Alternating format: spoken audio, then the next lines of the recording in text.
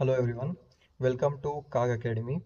ಇವತ್ತಿನ ವಿಡಿಯೋದಲ್ಲಿ ನಾವು ಬೇಸ್ ಥಿಯರಮ್ ಬಗ್ಗೆ ನೋಡ್ತೀವಿ. ಅಂತಂದರೆ ಬೇಸ್ ಥಿಯರಮ್ ಸ್ಟೇಟ್ಮೆಂಟ್ ಏನು, ಬೇಸ್ ಥಿಯರಮ್ ಫಾರ್ಮುಲಾ ಏನು, ಮತ್ತು ಬೇಸ್ ಥಿಯರಮ್ನ ಯಾವ ರೀತಿ ಪ್ರೂವ್ ಮಾಡೋದು ಅಂತ. ಇದು ಎಕ್ಸಾಮಲ್ಲಿ ಬರುವಂಥ ಒಂದು ಇಂಪಾರ್ಟೆಂಟ್ ಕ್ವೆಶನ್ ಆಗೈತೆ. ಸೊ ಈ ವಿಡಿಯೋನ ಕೊನೆಗಂಟ ನೋಡಿ ಅಂತ ಕೇಳ್ಕೊತೀನಿ. ಈ ಬೇಸ್ ಥಿಯರಮ್ ಸ್ಟೇಟ್ಮೆಂಟ್ ಏನು ಹೇಳುತ್ತೆ ಅಂತಂದರೆ, it is a mathematical formula used to calculate the conditional probability ಅಂತ. ಕಂಡೀಷನಲ್ ಪ್ರಾಬಬಿಲಿಟಿ ಅಂದರೆ ಏನು?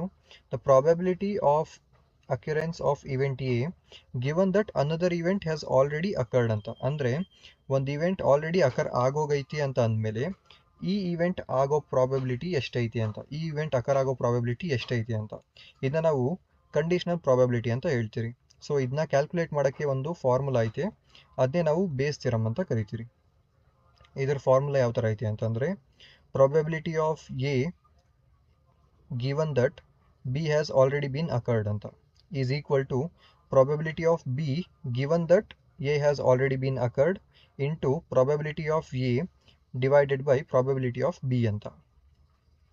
ಇದನ್ನ ಅಲ್ಲಿ ಡಿಫೈನ್ ಮಾಡಿದ್ದೀರಿ ಈಚ್ ಟರ್ಮ್ಸ್ ಏನೇನು ಅಂತ. So P of A bar B ಅಂತ ಅಂದರೆ the probability of event A given that B has already occurred ಅಂತ. ಇದು ಅದ್ರ ಉಲ್ಟಾ, probability of event B given that A has already been occurred ಅಂತ. ಹಿಂಗಂತ ಅಂದರೆ probability of event A and ಇದು ಪ್ರಾಬಬಿಲಿಟಿ ಆಫ್ ಇವೆಂಟ್ ಬಿ ಅಂತ. ಇದ್ರದ್ದು ಪ್ರೂಫ್ ಯಾವ ಥರ ಐತೆ ಅಂತಂದರೆ, ಫಸ್ಟ್ ನಾವು ಕಂಡೀಷನಲ್ ಪ್ರಾಬಬಿಲಿಟಿನ ತಗೋತೀರಿ. ಕಂಡೀಷನಲ್ ಪ್ರಾಬಬಿಲಿಟಿ ಅಂತ ಅಂದರೆ P of B bar A is equals to P of A intersection B divided by P of A ಅಂತ. ಇವಾಗ ನಾವು ಈ ಪಿ ಆಫ್ ಎನ ಈಕ್ವಲ್ಸ್ನ ದಾಟ್ಬಿಟ್ಟು ಡಿವಿಷನಿಂದ ತೊಗೊಂಡೋದ್ರೆ ಇದು ಈ ಕಡೆ ಮಲ್ಟಿಪ್ಲಿಕೇಶನಿಗೆ ಬರುತ್ತೆ. ಆವಾಗ ಈ ಕಡೆ ಏನು ಉಳ್ಕೊಳ್ಳುತ್ತೆ? P of A intersection B ಉಳ್ಕೊಳ್ಳುತ್ತೆ. ನಮ್ಗೆ ಗೊತ್ತು P of A intersection B ಅನ್ನೋದು P of B into P of A bar B ಅಂತ. ಹೇಗೆ ಗೊತ್ತು ಇದು ಅಂತಂದರೆ, ಈ ಪಿ ಆಫ್ ಎ ಇಂಟರ್ಸೆಕ್ಷನ್ ಅಂತ ಅಂದರೆ ಮಲ್ಟಿಪ್ಲಿಕೇಶನ್ನು ಅಂತ, ಎ ಇಂಟರ್ಸೆಕ್ಷನ್ ಬಿ ಅಂತ ಅಂದರೆ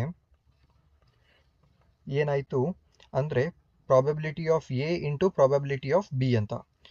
ಅದನ್ನೇ ಬರ್ಕೊಳ್ಳೋಣ, probability of B into probability of A. Probability of A ಬರೆಯುವಾಗ ನಾವೇನಂತ ಮಾಡ್ತೀರಿ, ನಮಗೆ ಗೊತ್ತು ಬಿ ಆಲ್ರೆಡಿ ಅಕರ್ ಆಗೋಯ್ತು ಅಂತ, ಇಲ್ಲೇ ಅಕರ್ ಆಗೋಗೈತೆ. ಹಂಗಂದರೆ ನಾವು ಪ್ರಾಬಬಿಲಿಟಿ ಆಫ್ ಎನ ಏನಂತ ಬರಿಬೋದು? Probability of A given that B has already been occurred ಅಂತ ಈ ಥರ ಬರಿಬೋದು. ಅದನ್ನೇ ನಾವಿಲ್ಲಿ ಬರ್ಕೊಂಡಿದ್ದೀರಿ. ಅಂತ ಅಂದರೆ ಎ ಇಂಟರ್ಸೆಕ್ಷನ್ ಬಿ ಅಂತ ಅಂದರೆ probability of event B into probability of event A given that B has already been occurred ಅಂತ. ಸೊ ಈ P of A intersection B ಏನೈತೆ ಅದ್ರ ಜಾಗಕ್ಕೆ ನಾವು ಈ ಈಕ್ವೇಷನ್ನ ಸಬ್ಸ್ಟಿಟ್ಯೂಟ್ ಮಾಡ್ತೀವಿ.